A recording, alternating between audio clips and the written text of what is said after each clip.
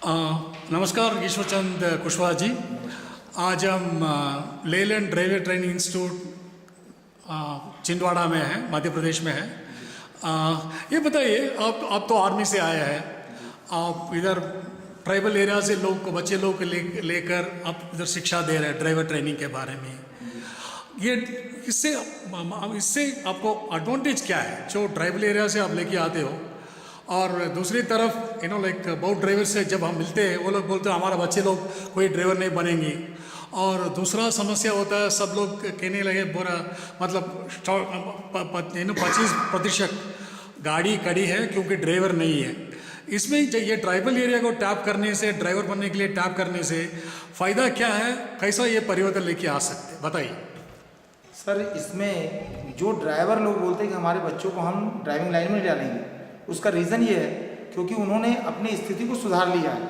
आज उनकी कंडीशन ये हो चुकी है कि उनको ड्राइविंग से ऊपर सोचने की स्थिति बन गई है।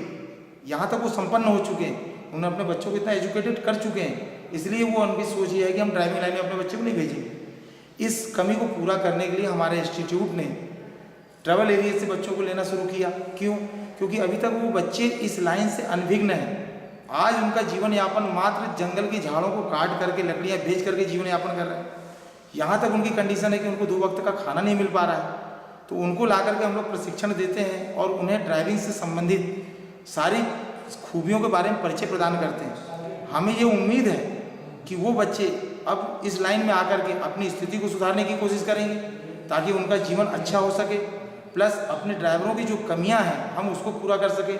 जैसा कि भी आपने शेयर किया कि बहुत सी गाड़ियाँ खड़ी हैं और ड्राइवर की कमी है, तो उसको हम पूरा कर सकते हैं। प्लस साथ ही हम उन बच्चों को ट्रेनिंग देने से उनकी अपनी पारिवारिक स्थिति उसका सुधार होगा, उनका जीवन सुधरेगा। उससे ये फ़ायदा होगा कि एक आम जनता को उसका बेनिफिट मिलेगा, सरकार को उसका फ़ायदा होगा, प्लस उसका अपनी पारिवारिक स्थिति में सुधार होगा, उसका जीवन यापन अच्छा हो जाएगा क्योंकि उसकी एक कमाई का एक जरिया माध्यम मिलेगा। क्योंकि वो व्यक्ति अगर ड्राइवर बनता है तो जंगल के झाड़ पेड़ नहीं काटेंगे, उससे पर्यावरण हमारा अच्छा रहेगा, पहला फ़ायदा। दूसरा ये, वो जंगल झाड़ियों में घूमने से उसकी सभ्यता में परिवर्तन नहीं आया तो वो शहर के माहौल में आकर के जीवन यापन सीखेगा तो उसकी सभ्यता में सुधार होगा।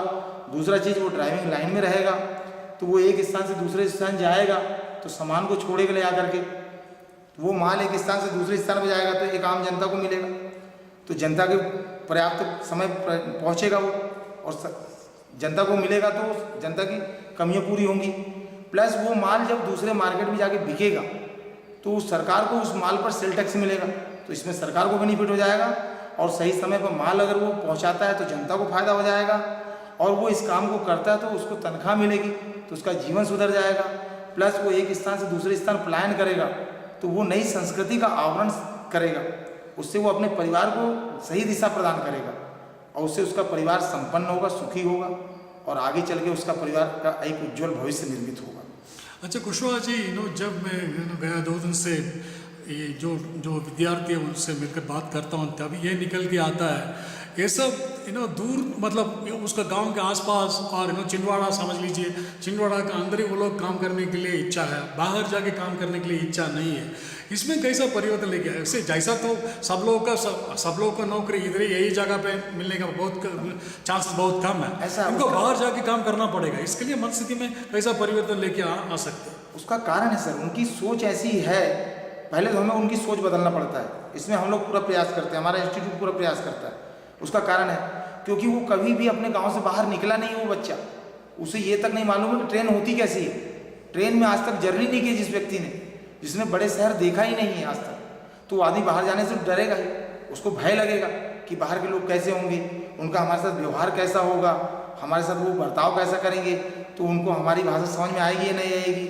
उनके अंदर ये शर्म है, संकोच है, डर है। जब वो बच्चा हमारे इंस्टीट्यूट में ट्रेनिंग के लिए आता है तो उसके अंदर से हम इस डर को निकाल के बाहर करते हैं और लोगों से उसकी हम लोग सारे इंस्ट्रक्टर अदल बदल करके या बार बार बदली होकर के उसके पढ़ाते हैं, ट्रेनिंग देते हैं, तो इंसान बदली होते हैं तो उसके अंदर की भावनाएं चेंज होती जाती है कि नहीं, हमारे गांव से बाहर के लोग भी अच्छी भाषा बोलते हैं, वो भी हमारे साथ में अच्छा बर्ताव करते हैं, उनके साथ भी मैं उठ बैठ सकता हूँ, तो उनका कॉन्फिडेंस लेवल ऊपर होता है।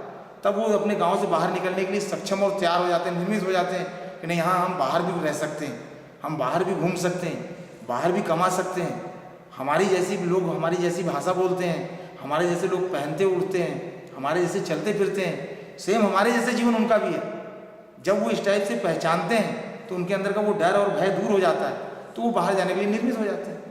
अच्छा कुशवाहा जी, आप नया नया विद्यार्थी नया जो लोग ड्राइवर बनना चाहते हैं उनको भी आप शिक्षा देते हो जी। और जो पुराना ड्राइवर है वो लोग भी रिफ्रेशर के लिए आपके पास आते हैं जी। ये दोनों में आप पहले कह रहे थे, वो दोनों का अंतर क्या है? ये पहले से काम कर रहे हैं उनका मनस्थिति क्या है, और जो नया लोग आता है वो सचमुच जो ये सब सरकार का पैसा मिलता है, कोई ना कोई आपको उनको स्कॉलरशिप देता है, इसलिए 30 दिन पढ़ने के लिए आता है, ये सचमुच पढ़ने के बाद 30 दिन कोर्स करने के बाद सचमुच ड्राइवर बनेंगे? और वो प्रश्न नंबर 1। प्रश्न नंबर 2, जो पुराना ड्राइवर रिफ्रेशर कोर्स के लिए आता है उनके बारे में आप क्या कहना चाहते हो? आपके प्रश्न नंबर पहले का मैं आंसर ये देना चाहूँगा कि जब बच्चा शुरू में आता है, प्रारंभ में आता है, तो उसकी मेंटेलिटी तो यही रहती है कि चलो हम 30 दिन पिकनिक मनाने जा रहे हैं, खाएंगे पिएंगे ऐसे करेंगे आ जाएंगे। लेकिन जब वो ये बच्चा यहाँ आता है और उसकी मेंटेलिटी से हम लोग परिचित होते हैं तो हम उसको मोटिवेट करते हैं कि बेटा तुम्हारी सोच गलत है, सरकार तुम्हें उठाना चाह रही है, तुम्हारे विकास को चाह रही है, तुम्हारे पीछे पैसा इन्वेस्ट कर रही है और तुमको यहाँ तक ला रही है। फिर हम उनके मोटिवेट करके उसको जागृत करते हैं, उसके अंदर रुझान भरते हैं कि ड्राइविंग से रिलेटेड तुम्हें क्या फ़ायदा है, ड्राइविंग ट्रेनिंग लेकर के तुम अपने आप को ऊपर कैसे उठा सकते हो और अपनी स्थिति कैसे सुधार सकते हो। उसको 5-6 दिन इसको मोटिवेशन करने के बाद उसके अंदर हम एक जागृति पैदा करते हैं कि नहीं मैं ड्राइवर बनूंगा, और 10वें दिन उसके अंदर ये सोच हो जाती है कि मैं एक अच्छा ड्राइवर निर्मित होकर के ड्राइविंग के माध्यम से मैं अपने परिवार को जीवन यापन करूँगा। और लास्ट में 30वें दिन वो बच्चा खुद हमसे बोलता ट्रेनिंग के बाद, सर कहीं जॉब मिलेगी क्या, कोई है जो हमें नौकरी पे रखेगा? तो हम उसको फिर वो भी जगह ही बताते हैं कि भाई फलाने जगह आप चले जाओ, इससे मिलना, वो आपको ड्राइविंग पे रख लेगा। हम यहाँ तक उसको ब्रीफ करके भेजते हैं, तो वो बच्चा पक्का ड्राइविंग लाइन में ही जाता है। लेकिन जो नए लोग जो अपने पुराने ड्राइवर हैं, उनके जो नए बच्चे हमारे पास में आकर के ड्राइविंग सीखते हैं, उनकी सोच तो यही रहती है कि पापा ड्राइवर थे, मैं ड्राइवर नहीं बनूँगा। इसलिए हम लोग बाहर दूर दराज के बच्चों को लाते हैं हम लोग ट्रेनिंग के लिए। हमारा मेन फोकस वो है ताकि हम उनको सुधारें, उनको ट्रेनिंग दें जिससे उनकी स्थिति अच्छी बने।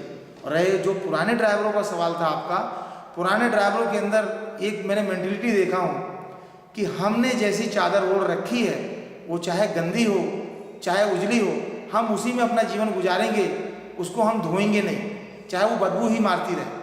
तो मैं उनकी उस मैली चादर को धोने का काम करता हूँ, यानी उनकी जो खराब ड्राइविंग है, उनके बुरे जो गुण हैं ड्राइविंग के, उसको सुधारने की कोशिश करता हूँ। जैसे उनके अंदर बुरी तकनीकी है कि ड्राइविंग के दौरान क्लच के ऊपर पैर रख के गाड़ी चलाना, तो मैंने उनको बताया कि इस बुरे जो तरीके हैं आपके, इससे क्या नुकसान है, गाड़ी को कैसे एवरेज गिरता है, इसमें सरकार का क्या नुकसान है। सरकार को सीमित डीजल पेट्रोल मिलता है विदेश से साल भर के लिए, और आप उसको कैसे वेस्टेज कर रहे हो। क्या आपकी मान लो गाड़ी चौराहे पे खड़ी है, रेड लाइट है, तो रेड लाइट आपका 1 मिनट का हुआ है, तो आप 1 मिनट तक आप अपनी गाड़ी को स्टार्ट रखते हैं, तो वहाँ पे जो गाड़ी का डीजल जल रहा है वो आप अपना भी नुकसान कर रहे हैं, सरकार का भी नुकसान कर रहे हैं, प्रकृति का भी नुकसान कर रहे हैं, क्योंकि प्रकृति के अंदर जो भी ईंधन की मात्रा है वो एक सीमित है और आप उसको यहाँ वेस्टेज कर रहे हैं। ये आदत सुधारिए। आप क्लच का इस्तेमाल सिर्फ ज़रूरत पर करिए जब आपको गियर चेंज करना है, बाकी समय पैर मत रखो, उससे क्लच प्लेट भी चलेगी, मालिक का नुकसान होगा उसमें।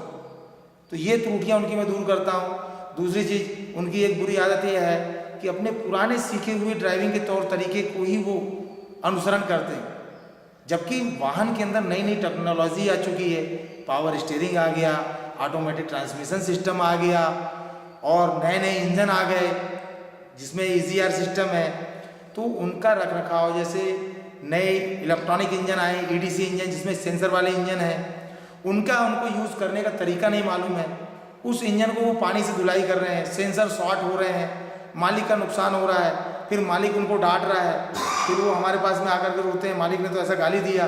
फिर उनको मैं ब्रीफ करता हूँ कि तुम अपनी ड्राइविंग के तौर तरीके को बदल डालो, ये गाड़ियाँ पुरानी नहीं रही, गाड़ियों में बदलाव आ चुका है, गाड़ियों में परिवर्तन आ गया है, तो आप अपने ड्राइविंग में परिवर्तन क्यों नहीं ला रहे हैं। जब गाड़ियों के अंदर परिवर्तन आ गया है तो आपको भी अपने ड्राइविंग में परिवर्तन लाना होगा, तभी आपको सम्मान और इज्जत मिलेगी। अगर आप अपने पुराने ड्राइविंग के तौर तरीके में बदलाव नहीं लाएंगे तो आपको कौन इज्जत देगा, कौन सम्मान करेगा? क्यों? आप मालिक की गाड़ी का रोज नुकसान करोगे, कभी क्लच पेट जलाओगे, एवरेज सही नहीं दोगे, कभी इंजन डैमेज करोगे, तो वो आपकी तनख्वाह भी कम देगा और आपको बदतमीजी से बात करेगा।